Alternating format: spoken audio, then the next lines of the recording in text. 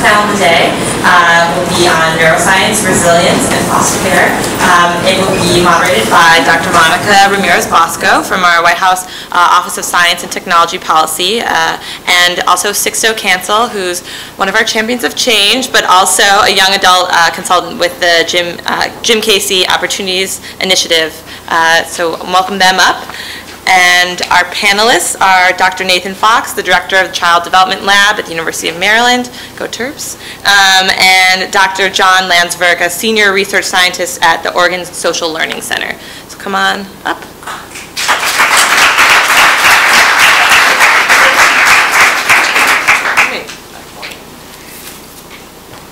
It's such a pleasure to be here, and I'm very happy to be able to be part of this event. I'm a clinical psychologist and a parent. So I appreciate all that we've been talking about today, and I very much appreciate how the scientific field, especially in neuroscience, can help to address some of the questions that you may have about how do we know that certain kinds of activities are helpful for development. And so our experts today are going to be talking to us about the neuroscience of development, but in terms of not just the understanding of young adult brains, but or young children's brains, but what happens in early adulthood. And so we are going to present our speakers, give them a chance to tell you a bit about their work. We'll take some questions from the audience, a little bit of discussion, and then Sixto gets to have the last word in wrapping up for us today. So does that sound like a good plan? Yes. All right, very good. So it is my pleasure to introduce Dr. Nathan Fox. We have the wonderful opportunity to have these excellent scholars with us today. He's a professor at the University of Maryland and the chair of the Department of Human Development and Quantitative Methodology. He's done a considerable amount of research supported by several federal grants and looking at the brain activity in infants and young adults during tasks that relate to emotion. So understanding how emotion affects the brain affects emotion is actually quite fascinating. He has been honored for his work by several professional societies, including the American Association for the Advancement of Science, the Association for Psychological Science, and the American Academy of Arts and Sciences, and it recently has been noted for his distinguished scientific contribution by the Society for Research in Child Development. And so let us welcome Dr. Fox.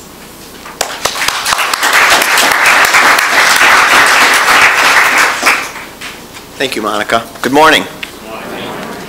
I'm a developmental psychologist and a neuroscientist, and in thinking about my presentation this morning, I wanted to convey to you what we know about brain science, but I also wanted to put it within the context of this meeting. So I'm going to try to do that in the brief period of time that I have. And I'm going to be telling you first a little bit about the brain science, but then I'm going to put it within the context of a study that I've been involved in for the last 16 years. It's called the Bucharest Early Intervention Project. It actually takes place in the country of Romania, but I think that you'll see why it has relevance for the meeting today. So let me start with some of the principles of brain development that I'm going to talk about and illustrate with the Bucharest data. The first is one of the things that neuroscientists have learned is that the brain does not change all at the same time. It used to be thought that when the brain changes, the entire brain changes at the same rate and at the same time. Well, we know that that's not the case. And in fact, there are some parts of the brain that change very early, and that experience has a great effect very early in life. Think about vision and language development as being those areas of the brain that are influenced very early on by experience. And then there are other areas of the brain that take a long time to develop. That area of the brain that is called the prefrontal cortex, or that area in the front of our heads, it takes a tremendously long time to develop. It actually is not finished developing until the mid-20s. The second point or principle of brain development that's important to remember is that there are certain times during which experience has a greater effect upon brain development than others. Neuroscientists call those periods of time sensitive or critical periods. And those are periods when the brain is waiting for certain things to happen, certain experiences to happen, And if those experiences don't happen in an organized manner, the wiring and the circuitry of the brain could be perturbed. And the third principle of development is about what is developing during all of these periods of time. And so there are two things. One is there are neurons, which are the cells in your brain which form the basis for the brain. But more importantly, across development, connections between these different areas of the brain are emerging. And that, again, takes quite a long period of time. And it's really not finished until adolescence, until after adolescence, when all of those connections are in place. So now let's move and think about how we can take those principles of development and think about them in terms of the effect of early experience. I've had the great privilege of working on a study in which we went to Romania. Now, Romania has a very interesting political and social history, but when we were there in 2000, there were about 100,000 infants, children, adolescents, and young adults that were living in institutions. You can think about these institutions as very large buildings where there were staff who had no training whatsoever, who were taking care of infants, children, and adolescents, really just supervising them without really interacting or caring for them in the way that you would think that a family might care for them. What we did once when we got there is we actually set up, we brought the computer equipment from the United States over to Romania, and we set up a laboratory in one of the institutions so that we could measure brain activity in the children who were living in the institutions. And then what we did is we took a group of the children who were living in these institutions and we took them out of the institutions and we placed them into foster care. Hence my reason for thinking that this would be of interest to the audience today. At that time, Romania really did not have a foster care system, and children who were abandoned, who were on the street, were generally placed into these institutions. The way we went about this was actually quite simple. We put ads in the newspapers, in the Bucharest newspaper, looking for families that would be willing to take in a child who was living at that time in the institution. And we found a group of families, and we had a number of qualifications that were important there. The first was that we wanted a commitment from the family that all other things being equal, that that child could remain with the family until 18 years of age, the age in Romania when the child legally became an adult. The second thing is we wanted the family, at least one member of the family, to stay at home. We didn't want a situation in which a child went to a family and then both parents went off to work and the child was placed into daycare. Because the aim of the intervention that we set up in this project was to provide these children who had been living in these institutions with a family environment, with a warm, responsive, caring adult or adults who could work with these children to provide them with structure and a loving, warm, and caring environment.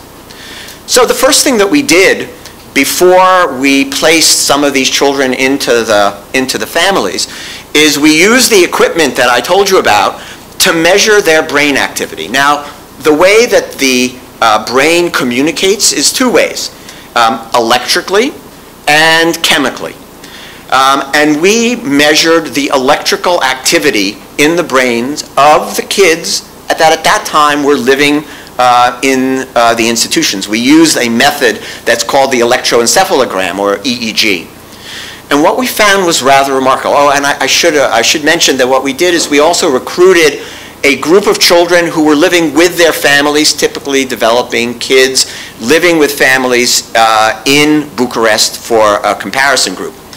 What we found was quite remarkable. The brain electrical activity of the infants and children who were living in the institutions was nowhere like what a typical child's brain electrical activity would look like. It was reduced, and so the amount of electricity, if you think about it, the amount of energy that was being generated by the brain was significantly lower in the children that were living in the institutions compared to typically developing kids. If you think about it as a rheostat or a thermostat that you turn down all the way, that energy from the brain was not being generated in the children who were living in the institutions. Now, as I said, we took out a group of these children. This was a randomized controlled trial, and we took out a group of children from the institutions, and now we followed them as they have developed over time. And we saw them at periodic intervals and measured their brain electrical activity. And what we found was quite remarkable. If a child was taken out of the institution and placed into a family, then gradually over time, their brain electrical activity normalized until at a point in time, it was no different than the typical children who we were also following, who were living with their families in Bucharest. Indeed, one of the things that we found was that there was a sensitive period during which if a child was taken out before the age of 2, this is from the institution, and placed into foster care, then that child actually, their brain electrical activity was looked just like the child who was growing up in a typical family. That remediation, that normalization of brain activity has now continued. The last period of time that we've assessed these children was when they're 12. We're now assessing them at age 16. But at least through age 12, when we've looked at our research, those kids continue to show this normalized pattern of brain activity. When the children were 8, we were fortunate to be able to use an MRI to look at their brain structure. Now, an MRI, magnetic resonance imaging, some of you may be familiar with it. It's used routinely in medical facilities if you have a back injury or a shoulder injury to look at tissue damage and bone damage. But you can also use it to look at the brain. And in fact, you get 2 measures out of the MRI of the structure. One of those measures is you get what's called gray matter. It's really because the picture of the brain is both gray and white. The gray matter represents the neurons that I was telling you about, and the white matter represents the connections that I was telling you about as well that are developing up through adolescence. Well, what we found was rather dramatic when we looked at the structure of the brains of the kids who had experienced this early institutionalization.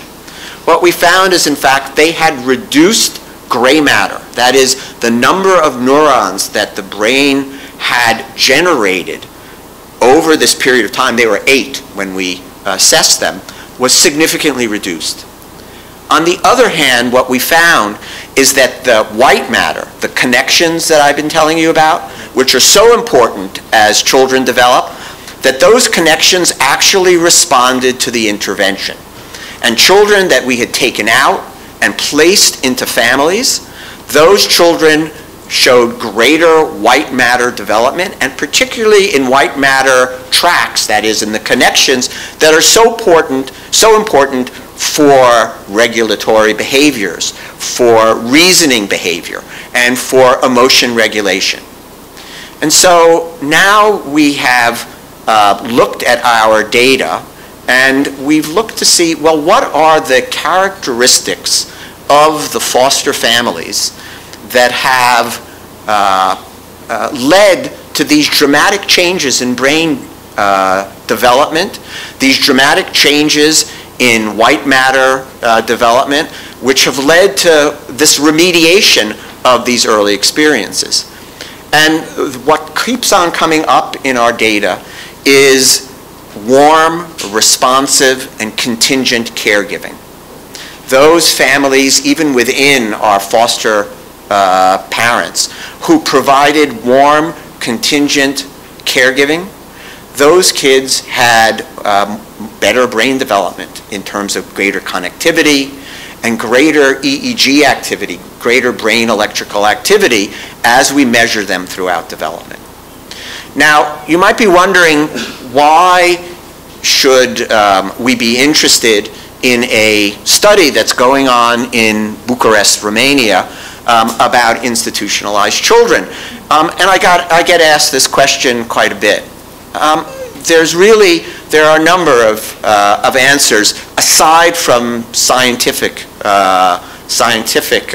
interest and examination.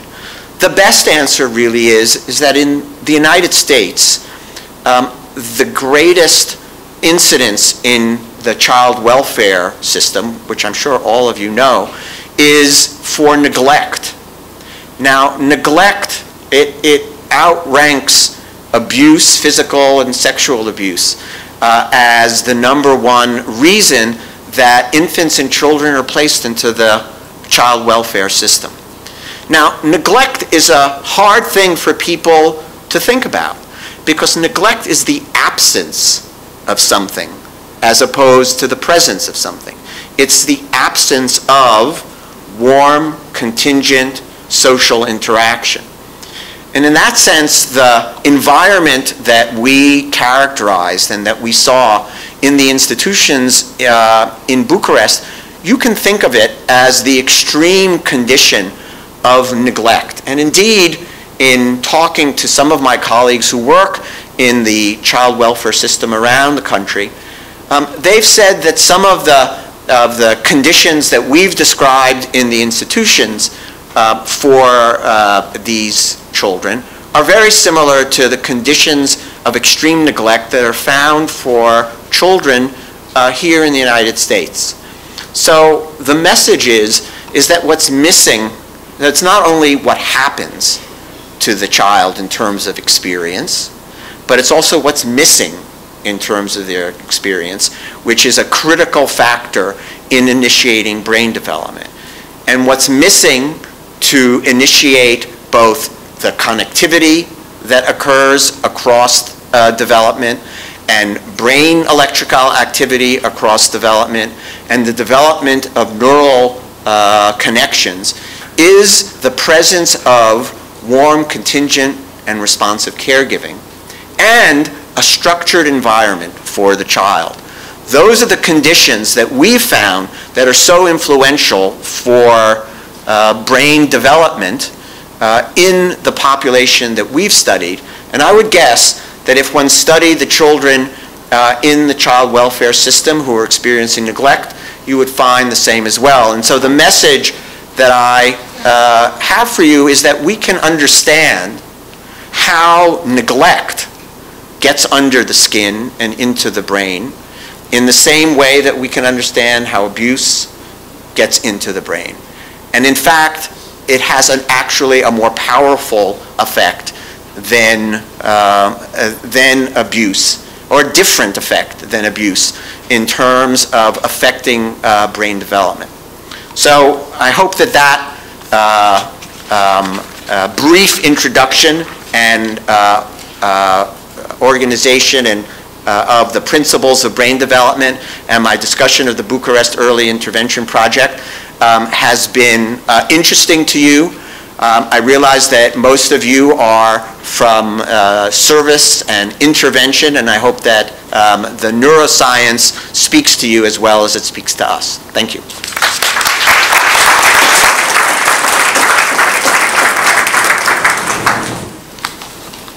Good morning, folks. Great, so you're still awake, right? I saw some heads nodding over here like, yeah, kind of, okay. So we heard some really exciting neuroscience, and I think that it brings me great honor and pleasure to introduce our next panelist here, Dr. John Lansford, with a little bit of a slur in there, right? Okay. So Dr. Lansford, and you know, one of the interesting things we just heard was the importance of warm, responsive caregiving, right? And our next speaker is very passionate about parenting. And so I was just talking to him and I was like, how should I introduce you? And he's like, sure. And so I'm like, okay, great, that's a good challenge there. And then I started to talk to him some more and I realized how passionate he is about making sure that parents in our lives and those caregivers in our lives have the tools to be able to make sure that we can thrive beyond our situation, right? And so with that, let me just read a little bit of his bio. So Dr. John Lansford joins us from the Oregon Social Learning Center. He is a psychologist by training with the expertise in mental health care for children and adolescents involved with the child welfare system. He has been a researcher at the Children's Hospital in San Diego, Washington University in St. Louis, and the University of Southern California. Dr. Lansford has received numerous projects and center grants from the National Institute of Mental Health and other federal agencies. His work has been focused on improving mental health services for children involved with children welfare systems through the implementation of evidence-based interventions. And so with that, I welcome someone who automatically I saw that he was very, very, very passionate about what he does, Mr. Dr. John Lansford.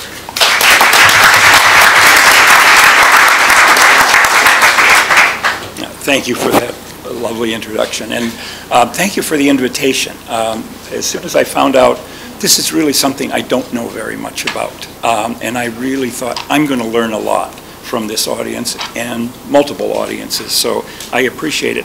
Now, I was first bewildered on what a health services researcher can talk about in a panel on brain science, and I actually, so I went to see Phil Fisher, who is really a smart neuroscientist and really has done lots of great treatment development for kids.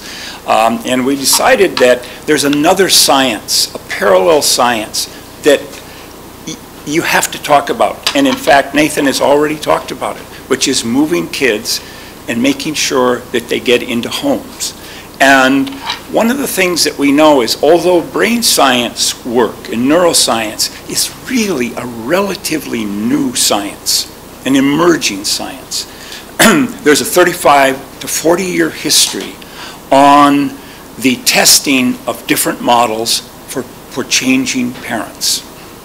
So it is a rich, robust, and we have many models that are evidence-based for changing behaviors of parents, and interestingly, many of them have the same ingredients inside.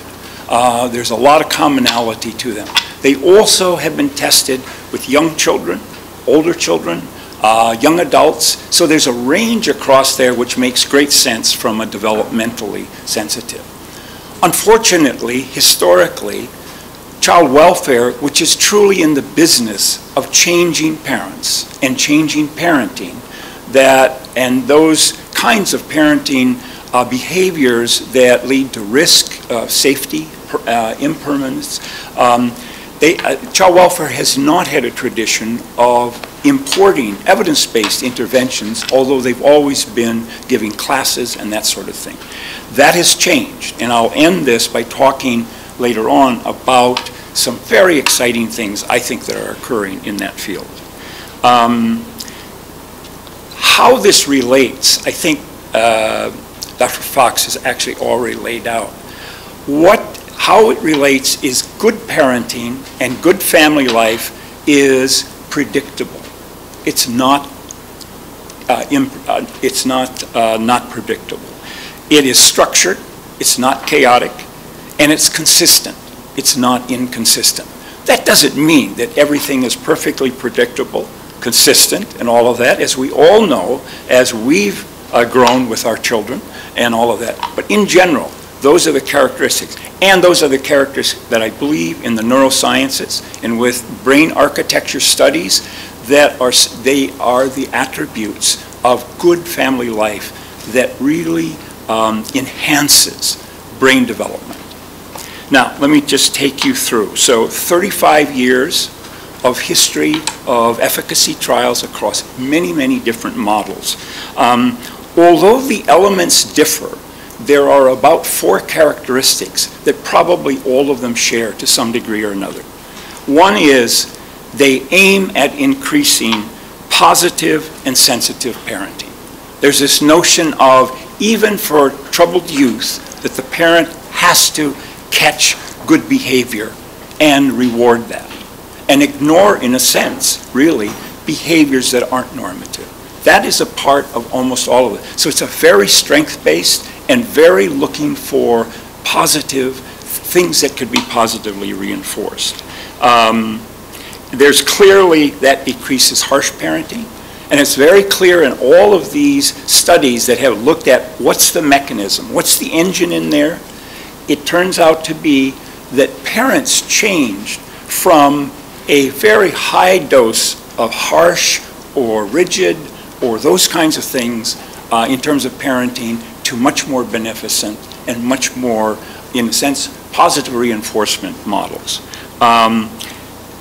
There's setting clear limits. In addition, there's recognizing parental stress, because that's driving some of the harsh work. And then finally, it's actually looking at increasing the attachment between parents and children so that they have a much more harmonious relationship as their children do.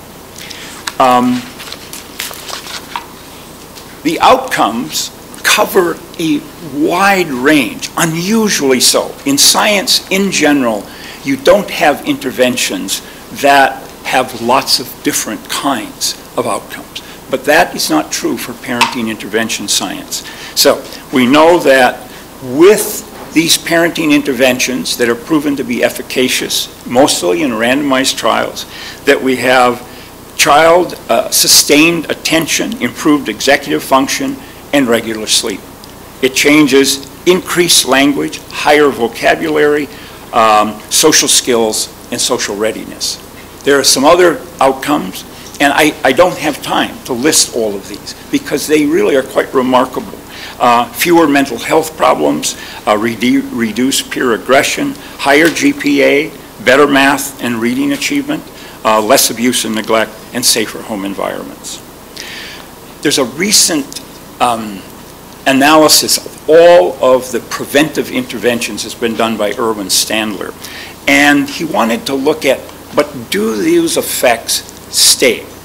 And so he looked at preventive interventions, parent-focused, and he looked at one program for infants and toddlers that met very rigorous standards, 5 programs for preschool kids, 11 programs for elementary school kids, and 9 programs for adolescents. So there is a wealth and a robust range in there. Almost all of them were group delivered, not individually delivered. Number of sessions range from 3 to 32. Many have additional components. Now the question is, did they have long-term child outcomes, which is at least 3 years, if not more, after the completion of the research and the follow-up period? 20 of the 22 programs reported significant, direct, long-range problem outcomes. Externalizing programs. 12 programs showed that arrests went down, juvenile and involvement with the criminal justice system definitely went down.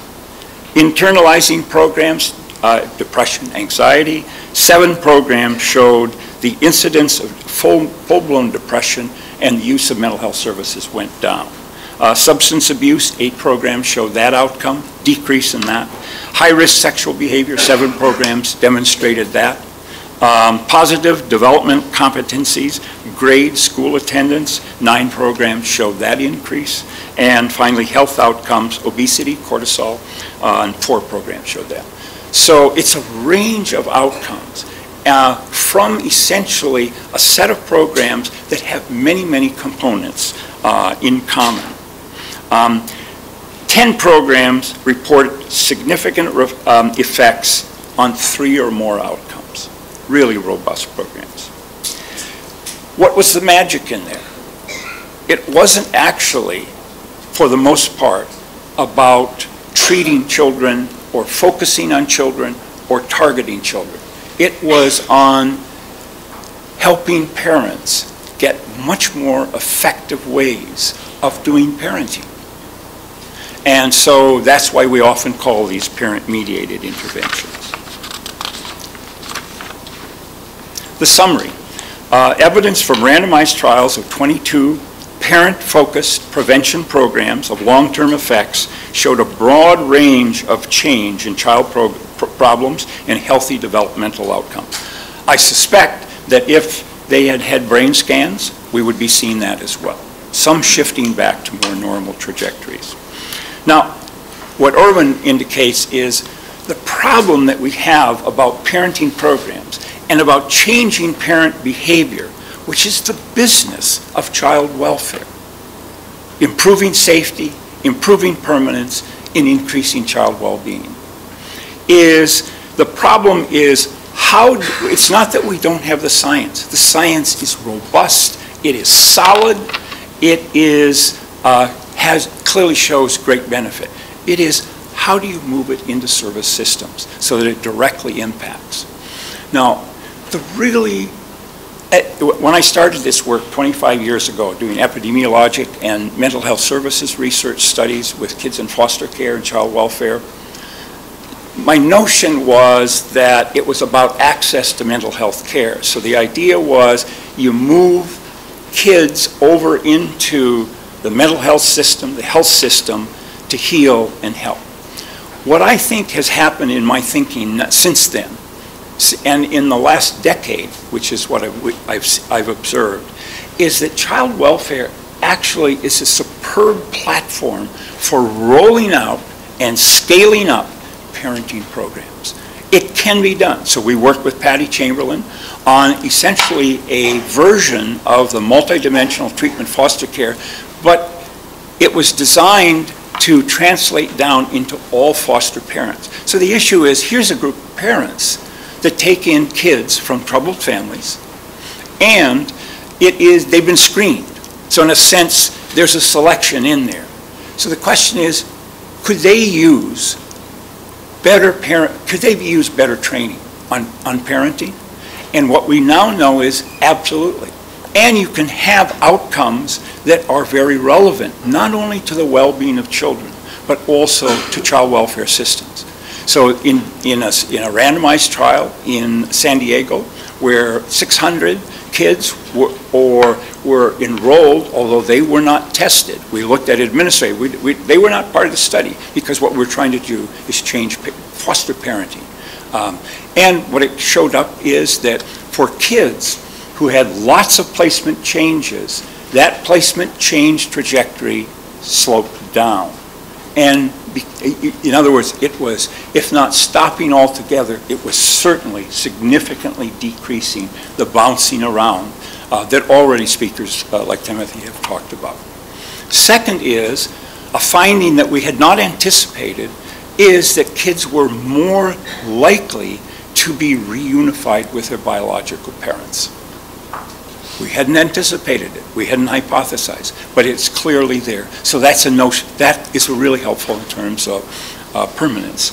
And finally, there was no question that the foster parents increase on average in their use of effective, more beneficent, healthy kinds of parenting, much less harsh parenting, and that's what was driving the change in the kids' behavior problems and in terms of permanence and safety outcomes as well.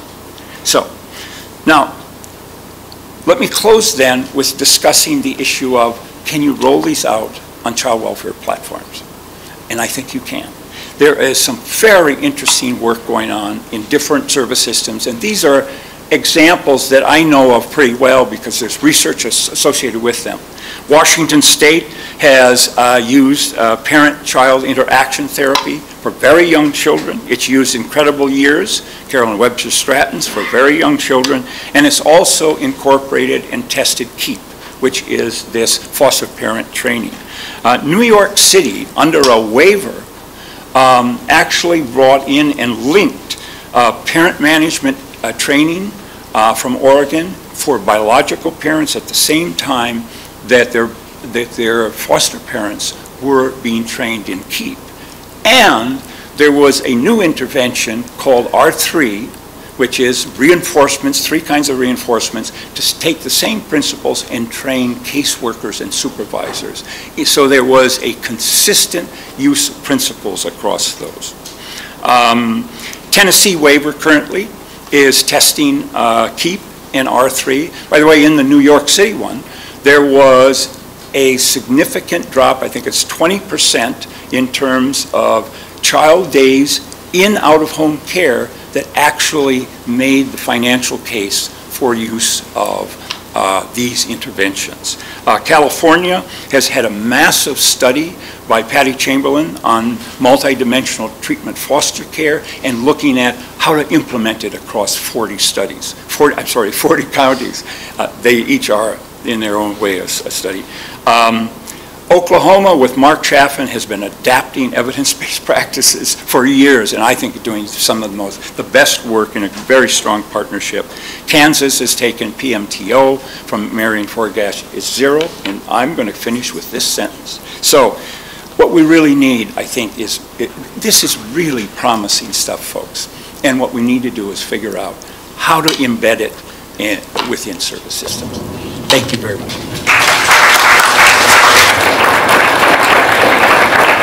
Thank you so much. I think we have time to take a couple of questions, and I want to ask the first one. So Dr. Fox, can you tell us, in terms of brain development in the later adolescent, early adult years, what kinds of activities are important for young people to be involved in to foster greater development of the brain?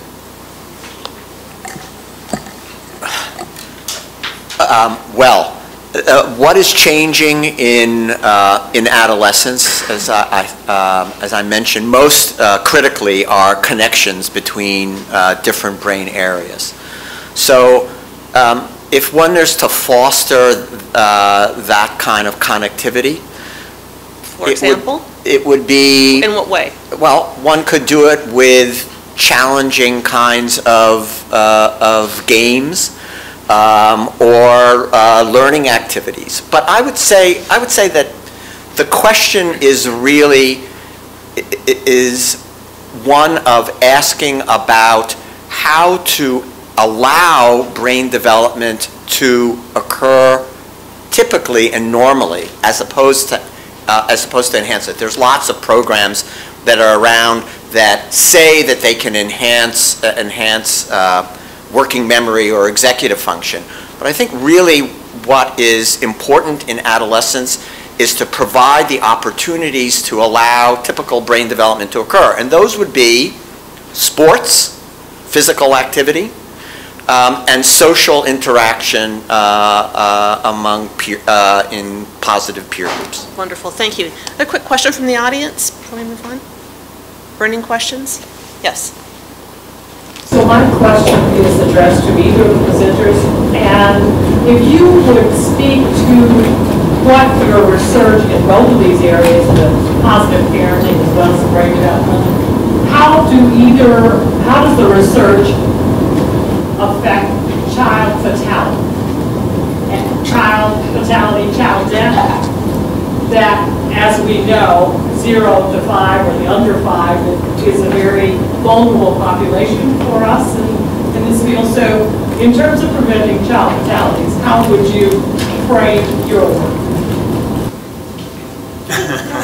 Go first. That is a very hard question, because unlike what happens in child welfare systems, where child fatalities just galvanize enormous attention, it's a very rare event.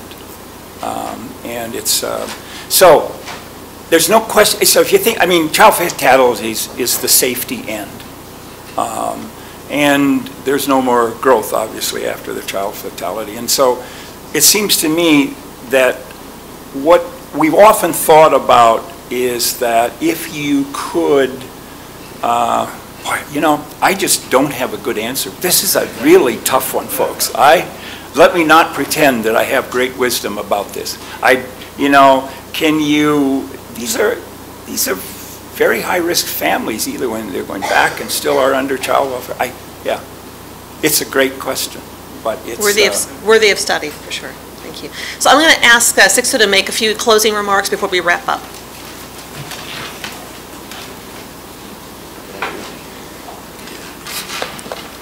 So when I first became a young fellow back when I was 18, right, I had just got off the plane, and we had to take a metro to our first, where we were convening, the hotel. It was called the Moonrise Hotel. It's a very nice moon-themed hotel in St. Louis, Missouri. If you haven't been, you should. And one of the things, I went to go scan my ticket to get on the train, right, and the thing opened up, but I didn't have to scan my ticket, and I got on the train for free, and I was so excited when I arrived. I'm like, I just got a free trip here. Like, I did not have to pay for that train ticket.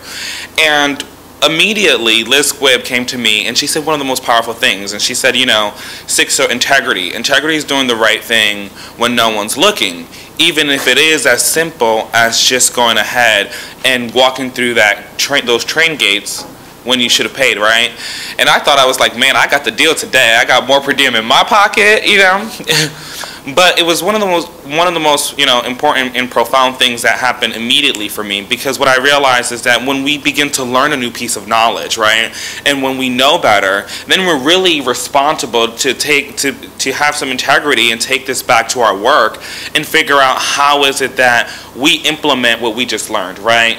So for that was my lesson. For some folks in the room today, all this adolescent stuff, neuroscience around adolescence and neuroscience around brain development, period, is what you're tasked to be, you know, to hold integrity with and bring back to your states and to the work you're doing. So I heard some exciting themes here, and one of the things that made me most excited was the theme of resilience. So we're talking about, despite the situation you may have been in, what we heard is that the electrical activity of your brain can actually resume to back to a normal phase, right? And I see the head nod, so great. So I got that one right?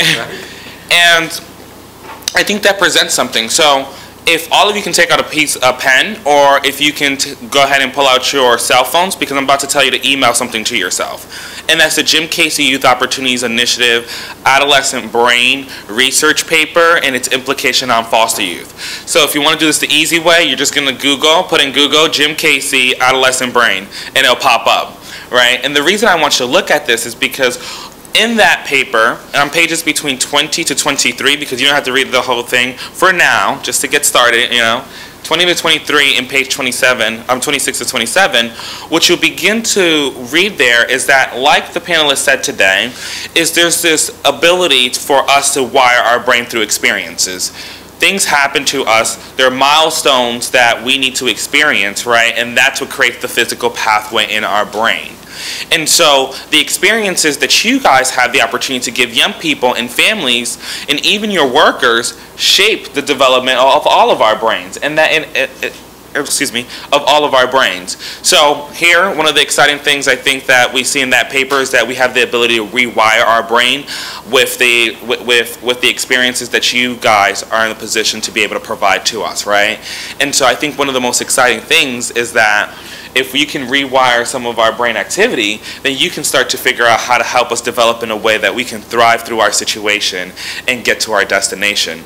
But one of the biggest concerns here is how is it that if we fail not to take that opportunity, what's the consequences, right? And so we have this huge opportunity to be able to rewire the brain and be able to provide those developmental experiences that are the milestones we need to develop, but yet we face the great risk if we fail to do nothing, if we do the work wrong, then we can really hurt young people long term, right? And so I'm very thankful to our panelists today. One of the other insights that I got today is that I was thinking, as folks keep asking me, are you going to go for your master's degree? Are you going to do A, B, C, and D? And I was like, gosh, do I have a choice now when you sit next to 3 doctors? But I want you all, so thank you for your contributions and thank you for your work.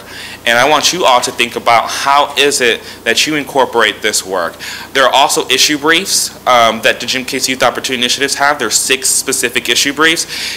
These are the easiest things to read. I kid you not. They're about 3 to 5 pages, maybe 6 sometimes.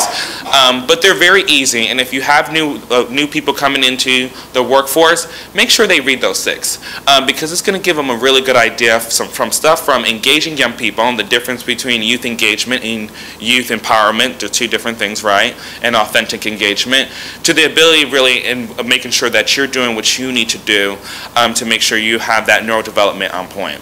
So thank you for really being attentive, and ask these folks questions, get their card, and make sure that you keep that line of communication open. Because once we know better, we do better, right? So no one answered that.